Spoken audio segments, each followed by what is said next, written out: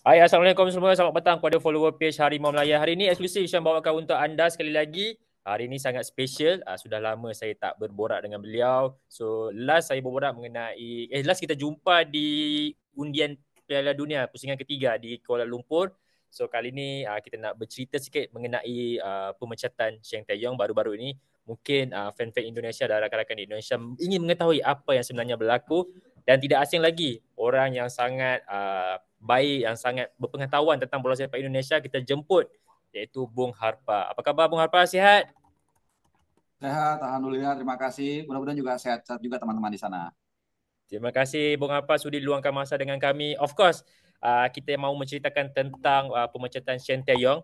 Sangat mengejutkan, walaupun di Malaysia sangat mengejutkan kerana berita itu tiba-tiba keluar dan ada press conference pada Pak Erick Thohir mengumumkan pemergian Shin Tae-yong. Secara jujurnya, Bung, saya ingin bertanyakan kepada kamu, adakah kamu expect ataupun kamu jangka ataupun sebaliknya dengan apa yang berlaku pemecatan Shin Tae-yong ni? Iya, tadi karena pertanyaannya harus ada kata jujur, maka saya juga akan menjawab jujur dan selurus-lurusnya. Jadi dari sepengetahuan yang saya tahu, sebenarnya isu pergantian pelatih ini sudah merebak atau sudah kita dengar beberapa bulan ke belakang ya. Tapi Oh, memang gosip atau isu itu belum terlalu santer, belum terlalu nyaring terdengar lah, hanya sayup-sayup ya. Tapi kemudian dalam mungkin seminggu 2 minggu terakhir eskalasinya meningkat. Jadi banyak opini-opini yang berkembang, bahkan juga koran dari Italia itu Tuttosport mengangkat masalah soal suksesi atau pergantian pelatih ini. Tapi memang tidak ada yang menduga gosip ini menjadi kenyataan karena eh, bagaimanapun juga saat ini tim nasional kita atau tim nasional Indonesia berada di on the track. Artinya saat ini Indonesia itu berada di peringkat 3 di klasemen kualifikasi Piala Dunia round ketiga, round terakhir. Kemudian kita juga di grup, ya walaupun sempat kalah dari China dan Jepang, tapi kemudian kita bounce back mengalahkan Arab Saudi. Ya, tapi memang ada dinamika di ruang ganti yang akhirnya membuat federasi PSSI mengambil langkah yang sangat ekstrim dengan melakukan amputasi. Ya, artinya memecat Sintayong kemudian mengganti dengan pelatih baru yang sudah confirm yaitu Patrick Kluivert. Jadi memang intinya isu ini sudah lama berhembus tapi kita tidak menyangka itu benar-benar akan terjadi. okey. Bung, sendiri saya nak tanyakan, bila saya baca banyak artikel daripada media Indonesia sendiri, ada yang mengatakan pemecatan ini sejak kekalahan 1-2 kepada China. Ada juga yang mengatakan ada isu pergaduhan antara pemain. Mana satu yang betul sebenarnya? Mungkin Bung lebih tahu di sana apa yang berlaku. Reason utama dia. Ya, apa yang tadi dikatakan memang eh, mendekati kenyataan. Jadi lebih tepatnya memang setelah lawan Bahrain.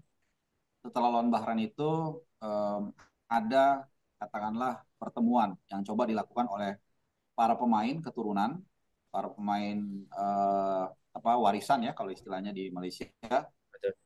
yang mempertanyakan taktik atau strategi yang diterapkan oleh Coach Shin. Nah, disinilah semuanya berawal. Karena ada dua benturan gaya culture yang tidak ketemu. Karena para pemain yang besar di Belanda ini punya mindset, eh, punya kebiasaan untuk men-challenge atasannya kalau dia nggak sepakat. Jadi ini soal budaya. Tapi Sintayong sebagai orang yang berada dari Asia itu tidak suka dengan gaya seperti itu, tidak terima. Sehingga akhirnya titik kulminasinya itu terjadi di pertandingan menghadapi China, di mana beberapa pemain secara mengejutkan itu ada yang dicadangkan, ada yang tidak dimasukkan di line up sama sekali seperti Eleno Reinders dan juga bahkan kaptensinya Bang Jai atau Jai Itses nama lengkapnya itu dicopot. Nah disinilah akhirnya mulai terjadi kegaduhan seperti yang tadi disampaikan dan akhirnya puncaknya itu ketika kita lawan Jepang.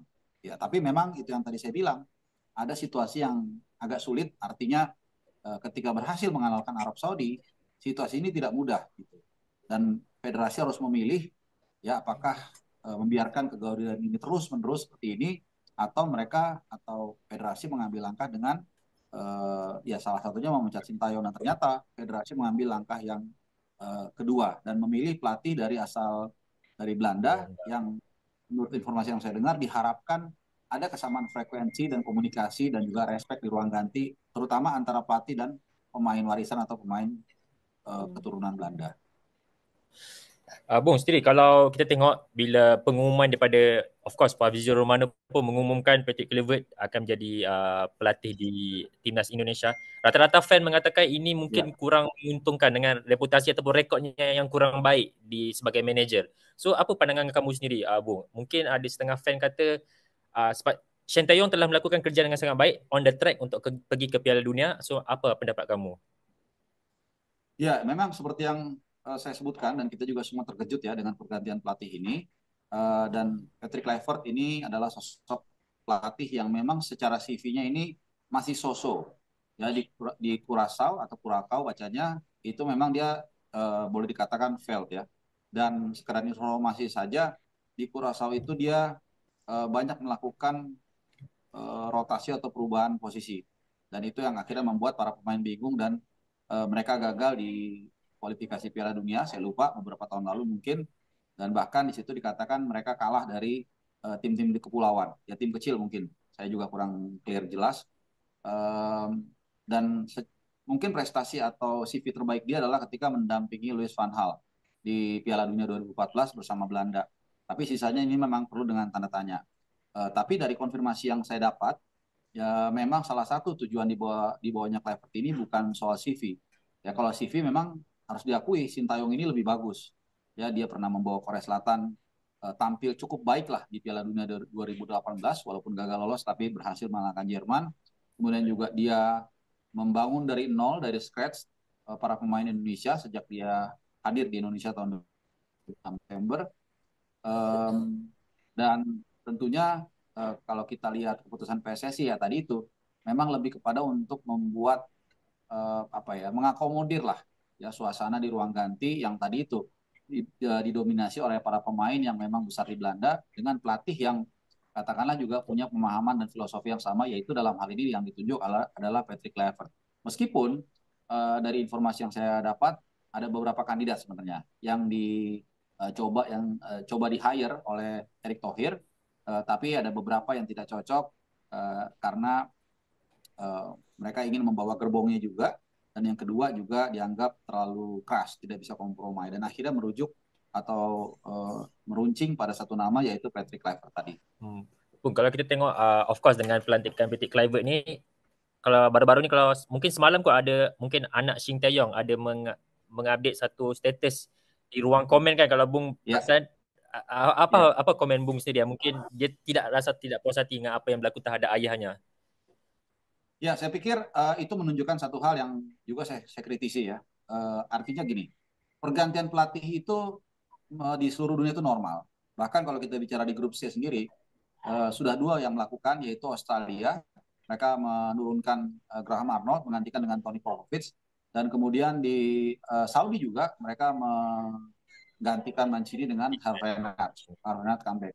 Tapi yang membedakan adalah di sini Sintayong dalam keadaan yang stable, artinya ini di luar dugaan bahkan ketika kita atau Indonesia itu berada di peringkat ketiga di kualifikasi Piala Dunia. Bahkan di atas negara-negara yang selama ini langganan di fase round 3 ini seperti China, seperti Bahrain, bahkan seperti Saudi yang biasa lolos ke Piala Dunia. Nah, tentunya ini memang menunjukkan bahwa timing dan caranya ini yang mungkin menjadi sorotan ya. Jadi timingnya menurut saya tanggung, apa namanya di tengah-tengah persiapan dan hanya menyisakan sekitar 70 hari lagi sebelum nanti kita menghadapi Australia, dan ini tidak banyak waktunya karena nanti Patrick Kluivert akan memulai dari scratch lagi, perkenalan, adaptasi dan lain-lain, dan kemudian juga caranya. Jadi sebelum keputusan memenjatan dari Sintayong ini dilalui dengan berbagai apa ya perang di media sosial ya. Bahkan ada yang menyudutkan Sintayong dan lain-lain, dan ini akhirnya membuat seolah-olah kita tidak menghargai jasa dia gitu. Itu yang saya katakan, pergantian itu pelatih tapi sebaiknya atau seyogyanya itu dilakukan dengan gentleman dan dengan smooth. Nah ini yang mungkin menjadi kritikan saya. Jadi pergantian pelatih itu normal, tapi seharusnya pergantian itu lebih smooth, dan ini kelihatannya tidak kurang smooth. Itu mengapa tadi Anda mengatakan anaknya sempat apa ya memberikan statement gitu ya, kurang puas dengan proses ini. Bahkan juga informasi yang terakhir yang saya dapat kalau saya tidak salah itu Sintayong sudah mengunfollow IG-nya PSSI. Nah, ini kan menunjukkan bahwa proses ini tidak smooth. Jadi yang saya kritik adalah prosesnya, bukan dengan keputusan federasi. Karena kalau keputusan memecat atau memilih pelatih itu memang otoritasnya, hak prerogatif dari federasi, dalam hal ini ketua PSSI yaitu Erick Thohir. Okey, Bung. Bung sendiri cakap tadi dengan pelantikan pelatih baru ni dia lebih kepada untuk senang berkomunikasi antara pelatih baru daripada Belanda dan juga pemain warisan daripada Belanda kan? Iya, itu Ya, sudah pasti itu alasan utama, sudah pasti kan? kesamaan filosofi, kesamaan bahasa, kemudian juga para pemain ini kan waktu kecil mereka menyaksikan Patrick Kluivert ya. Jadi ini adalah pemain legend Sebagai legend. Belanda, Ajax, Barcelona dan lain-lain. Jadi kelihatannya kalau saya melihat benang merahnya, PSSI ingin ada ketenangan ya, tidak gaduh di ruang ganti dengan harapan membawa ya istilahnya pawangnya lah gitu ya. Saya nggak ngerti istilahnya kalau di pawangnya tahu ya. Nah, Okey. pawangnya seperti itu, eh, dengan harapan tadi itu ya, semoga dia eh, apa namanya didengar ya, walaupun ini tidak mudah juga seperti yang saya katakan tadi. Tentunya ini butuh adaptasi juga ya, karena bagaimanapun juga sepak bola, jangankan sepak bola Indonesia, mungkin sepak bola Asia pun bagi seorang Kluivert ini sangat baru ya. Dia Betul. selama kepelatihan dan karir setahu saya tidak pernah menyentuh sepak bola Asia. Memang dia pernah awal-awal karir sebagai pelatih itu membesut Brisbane Roar kalau saya tidak salah di Australia, tapi kan Australia beda dengan Asia. Jadi ada plus minusnya, termasuk juga soal persiapan waktu yang sangat pendek ya. Tapi di luar itu memang saya lihat salah satu yang coba didorong PSSI adalah bagaimana komunikasi di dalam ruang ganti itu bisa bisa terjalin dengan baik. Okey, jika projek ke Piala Dunia ini berjaya bersama Patrick Kluivert, of course pemain warisan daripada luar pun akan datang untuk bermain, daripada Belanda akan datang untuk bermain dan senang berkomunikasi. Bagaimana pandangan Bung Harfan sendiri sebagai media di sana, sebagai rakyat di sana melihat pemain warisan pemain lokal pula mungkin kurang mendapat tempat. Apa pandangan Bung Harfan sendiri? Ya, pertama tadi soal kehadiran Patrick Kluivert ini memang juga menambah possibility bagi para pemain warisan atau pemain naturalisasi atau diaspora, kita bisa bilang, biasa bilang seperti itu, akan lebih mau untuk datang ke Indonesia. Dan terlepas dari tadi pemain yang sudah memang pemain diaspora yang memang sudah ada di dalam. Salah satu contohnya adalah Jadon Ritwald. Jadon Ritwald ini mantan pemain Crystal Palace, saat ini kalau nggak salah main di Belgia di Royal Antwerp. Ini tadinya sudah mentok, tadinya sudah apa namanya sudah stagnan, tapi setelah begitu Kluivert datang, itu menurut informasi Jairo langsung mengatakan dia mau. Jadi ini akan tentunya akan mempermudah juga para pemain warisan untuk atau pemain naturalisasi untuk datang ya, meskipun itu yang saya katakan tadi, para pemain warisan ini yang datang pun tidak mudah ya, karena mereka belum mengenal satu sama lain, mereka juga mungkin belum paham dengan sepak bola Indonesia, jadi tetap butuh waktu. Karena dalam waktu mungkin setahun terakhir itu uh, banyak sekali gelombang para pemain diaspora atau pemain warisan yang datang, dan ini kadang-kadang butuh apa menambah PR lagi gitu. Jadi baru kompak 1, 2, 3 pertandingan, nanti datang lagi pemain baru. Jadi ini tentunya butuh waktu. Nah, soal para pemain lokal yang tergeser ini memang menjadi dua sisi mata uang. Di satu sisi betul, ini mengurangi peluang bagi para pemain asli untuk bisa masuk ke tim nasional Indonesia, tapi bagi mereka yang menerima tantangan ini justru menjadi sisi yang positif, advantage. Artinya apa? Mereka bisa mengambil hikmah dari keberhasilan Indonesia, misalnya lolos ke round 3. Ada 10 pertandingan di grup C menghadapi tim-tim kuat di Asia. Ini tentunya menebalkan pengalaman dari para pemain lokal kita ke Indonesia. Yang kedua juga tentunya mereka banyak transfer ilmu. Contohnya yang paling nyata adalah Rizky Ridho. Ya, bagaimana dia di belakang berduet atau bertrio dengan Jay Itzes, ini back yang sangat luar biasa di Venezia, dan beberapa kali juga kita bisa lihat Jay Itzes itu seperti mentor yang memberikan apa namanya ilmu-ilmunya ketika di lapangan, sehingga Rido sekarang menjadi salah satu pemain lokal yang punya tempat di lini belakang. Jadi ada plus minusnya, tergantung para pemain lokal itu mau menghadapi atau mengambil tantangan itu atau mereka menyerah, gitu saja. Okey Bung, mungkin soalan terakhir saya, of course dengan pelantikan pelatih baru ini Indonesia berada di on the right track untuk layak ke Piala Dunia. Berbaki 4 perlawanan lagi. Apa harapan Bung sendiri bersama pelatih baru untuk kelayakan pusingan Ya, ketiga nanti? ya, saya pikir sederhana ya. Dari semua perdebatan dan juga perbedaan pendapat ini, jawaban yang paling ideal adalah kalau kita bisa lolos ke Piala Dunia, minimal peringkat 3-4. Ya, dan tantangan itu akan hadir tidak lama lagi, hanya 2 bulan sedikit lagi kita akan menghadapi Australia di Sydney tanggal 20, untuk kemudian kita akan menghadapi atau menjalani partai panas lawan Bahrain di GBK di Gelora Bung Karno di Jakarta tanggal 25 Maret. Nah, kalau dalam 2 pertandingan ini Patrick Kluivert setidaknya bisa memberikan sinyal, bisa memberikan hasil yang positif, maka semua selesai. Apalagi kalau kita bisa lolos ke Piala Dunia, everybody happy.